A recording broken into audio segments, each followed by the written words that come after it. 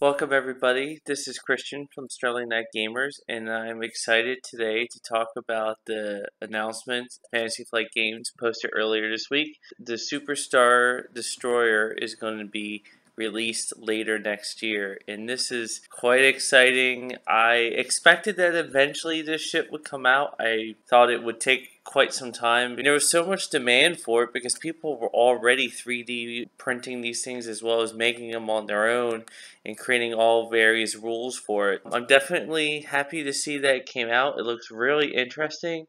It looks quite intimidating. One, it's going to be $200, so I'm actually kind of glad that I focused more on the Rebel side. Probably not going to buy one, but I'm definitely looking forward to playing against them. It's going to be 24 inches tip to tip, which is huge, obviously way larger than any of the other vessels, and hence why it's $200.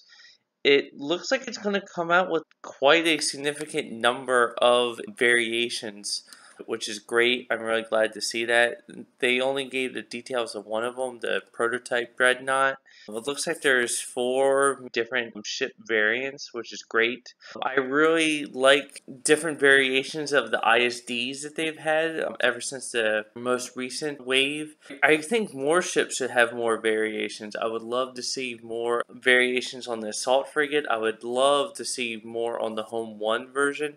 Particularly a Home 1 version that could do fleet commands is a big pet peeve of mine. This vessel looks like it's going to be quite formidable, quite impressive, and it's going to have now 6 different firing arcs, and it's going to be able to fire a total of 3 times, rather like all other vessels that could only fire from 2 different arcs unless you have certain upgrades or objectives where you can fire from the same arc twice. But this vessel will allow you to fire from 3 different arcs, and at least one version of it will allow a gunnery team, and so you could fire from that very devastating front arc twice. Let's take a look at the Star Dreadnought Command prototype. 4 command, that's actually a lot, but it could have been more. A vessel of that size, it could have easily have made it 5. 22 hull, that is a lot. That's quite formidable. I don't know. It's going to take a lot of concentrated firepower to bring one of those down, and maybe even an A-wing crashing into it. So 22 hull for this prototype, but other variations that have even more or less. One of them actually does look like it's less, so I'm curious of what type that is. 2 blue anti-squadron. That's good for a vessel that size. That makes sense to just fire that many of them. You wouldn't want to dedicate the 220 points to have this be anti-squadron roll, but it could defend itself. 2 braces, 2 redirects, and 2 contains. That's really important. Having those 2 braces is really useful on the MC-80 Liberty and even the medical frigate, the Nebulon B. 2 braces does make a significant difference. It's way less likely that you're going to be able to lock down both of them. 2 redirects is pretty normal. A lot of vessels have that. 2 contains, also not a huge deal. Its movement only goes forward, or at least under normal commands, and it goes up to speed 2, which I'm like, having it be more than speed 2, you're going to run out of board. It's going to be really interesting how they adjust the placement rules just to have this thing be able to fly.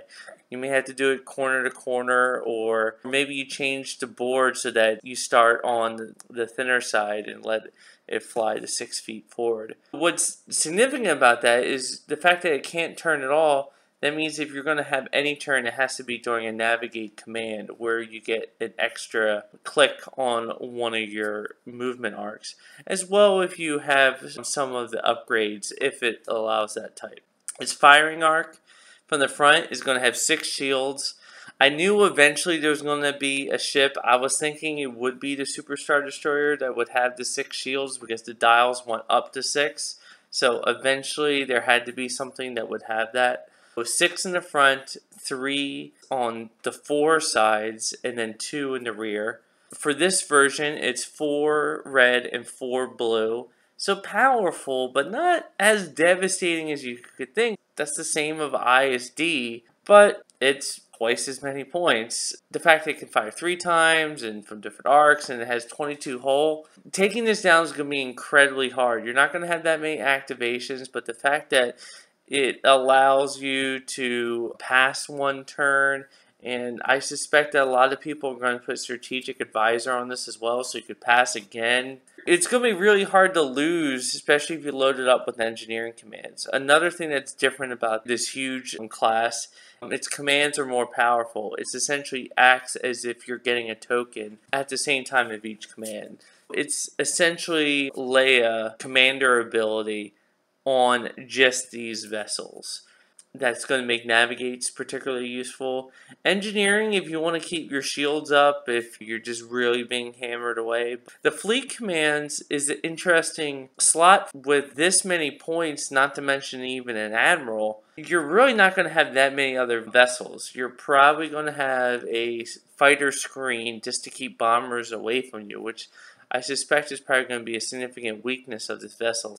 I suspect that those fleet commands are going to be way more important for Corellian conflict campaigns. I think most fleets from the very beginning are going to have one of these. Remember, you get 400 points, only one upgrade per vessel. This is going to be a really great fleet just to start out with. Essentially, the people who go after this from the beginning are going to have an incredibly hard time because they're not going to have that fleet with all these synergies to it. This vessel all on its own with an admiral and a handful of TIE fighters or TIE interceptors is going to be essentially impossible to be defeated in the beginning. Later on, when you get a 500-point fleet and you can really gang up on it, maybe you could take it down. But in the beginning, having at least one of these in your Corellian conflict fleet is a great idea. And being able to load it up with those fleet commands later on, because fleet commands go across all fleets. So if you're doing a 3x3 game, your other two allies are going to be able to use that advantage. I think this vessel is going to be particularly amazing for Corellian conflicts. Tournaments, it's going to be really annoying to go up against because you got to go either go big or go home because you're not going to be able to bring it down unless you throw everything at it, and you're going to lose some ships going after it. I'm just going to go briefly into the other announcement. The new commander is going to be the Emperor himself, Emperor Palpatine. 35 points, fairly expensive, but really interesting power. Rather than affecting your own fleet like most admirals do, this one's going to be projected onto your enemy. So I'll just read through it. After deploying fleets, place one defense token of each type on this card. At the start of each ship phase, you may discard one of those tokens. If you do, until the end of that round, if the enemy ship or squadron spends a matching token during that defense token step, discard that token. Several key points there. Ship or squadron. This is actually going to be a good way to go after those unique squadrons that may have a scatter. Or if you're going to take away braces, what you do with this admiral is focus on which ones your enemy's most likely going to want to use.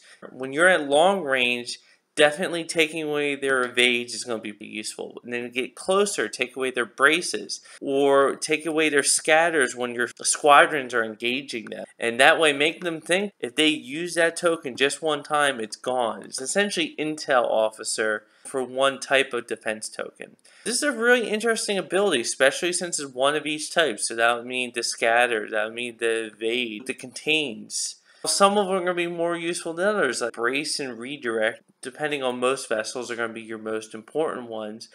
Ironically enough, not an amazing admiral for Corellian conflict, because with new rules and adjustments, admirals that don't affect your own ships, you have to choose just one of your opponents where your effect will apply.